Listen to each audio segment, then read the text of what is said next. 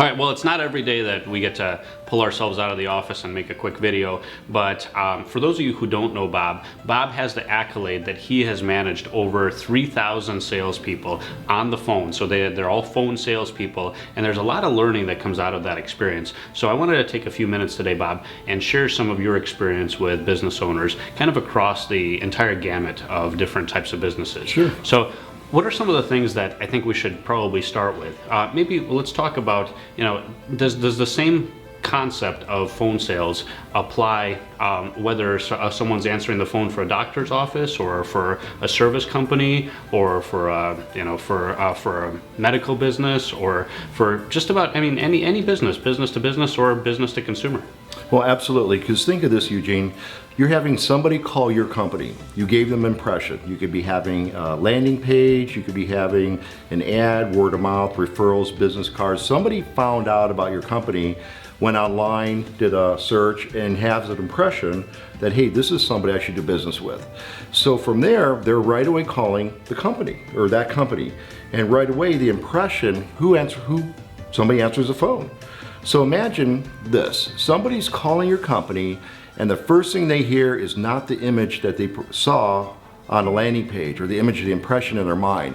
They heard somebody that didn't sound proper, unprofessional, basically didn't answer the phone properly. And so as a result, every single thought that you had about that company, you may have just lost that business. Yeah, it's interesting because we work so hard as marketers to set up a great image for a business. Yeah, of course. And then someone makes a phone call, and sometimes, it's the lowest paid person in the company who ends up answering the phone, because I think people don't perceive as phone conversations or answering the phone as such an important part of the business, right? Absolutely, and here's what most people forget, especially business owners.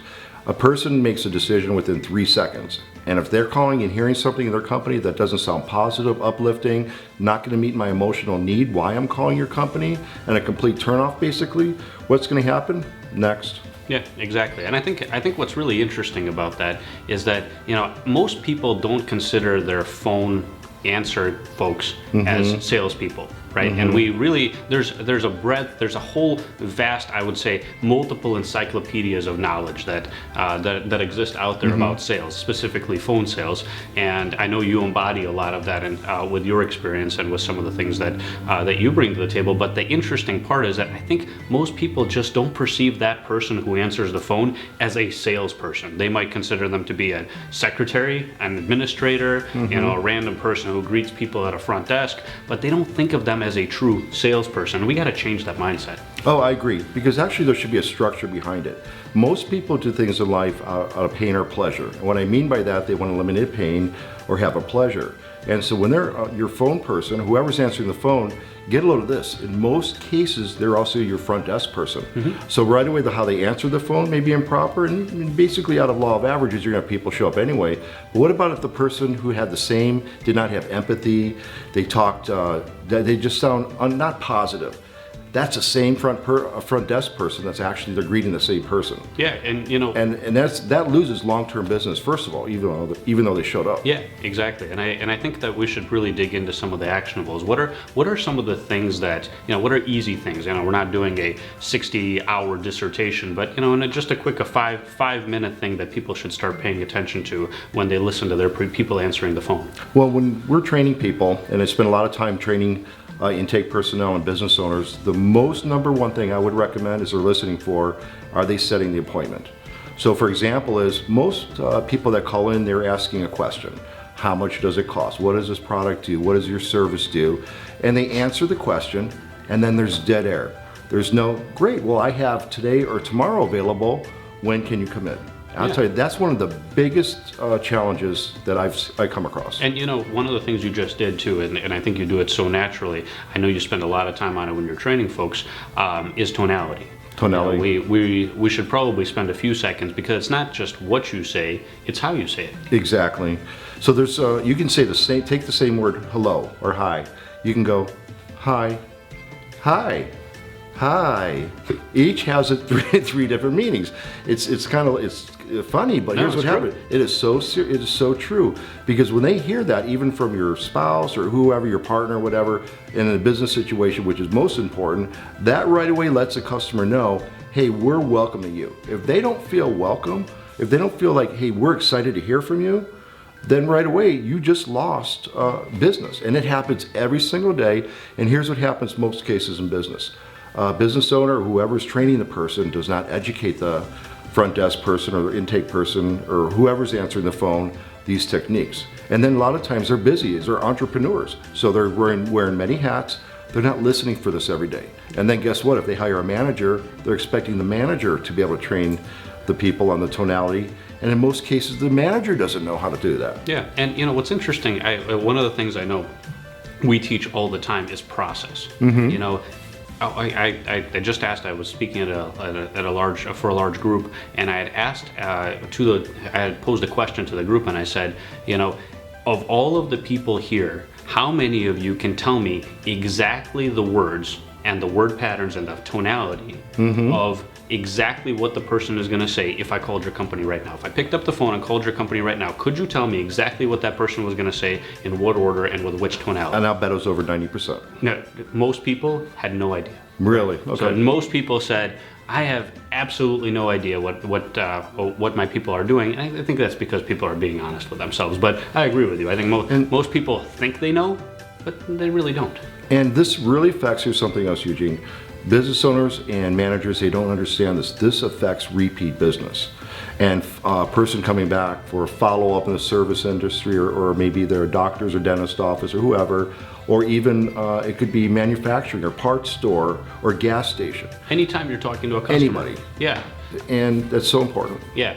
You know, the one other thing I've heard you really train on, and that's such a big component of phone conversation, and I think very few people think about it, but smiling when you're on the phone. Could you talk a little bit about the value of that? Well, your tonality, really, your mindset determines your tonality. What most people do not understand is that they're playing a role. Okay, we're all husbands, wives, boyfriend, girlfriend, sons, daughters of somebody, right? Who we are as a human being. Now, number two, that we're forgetting, we're playing a role. So in other words, when we're answering the phone, we're welcoming for the practice or company or whoever, we have to understand our job is to welcome that person. And so what smiling does, smiling right away, it creates a different electrical response in your brain where you're feeling more positive. If you just smile all day long, even if you're having a bad mood, you're going to become happy. Yeah, you're talking about smiling. I want to smile, and all of a sudden I feel better. Right? So when you smile, and one of the things we train on is have a mirror in the beginning, especially scripts, because scripts are really important too for people who are working on the phone and you don't really see their face. But you have a smile because you're gonna sound more positive, you're gonna enunciate better, you're gonna have more energy when you're talking to that person. Let me ask you this, from your experience working with 3,000 plus people, would you say that the average business owner should have a script in front of everybody? Should they have bullet points, or should they just kind of wing it? Most cases you start out with a script, okay, especially when you're answering phone calls. You need to have structure because it creates certainty, you're controlling the conversation, in other words, you're not going off tangent either. Because sometimes customers will have questions, and so right away you're able to go right back to where you left off.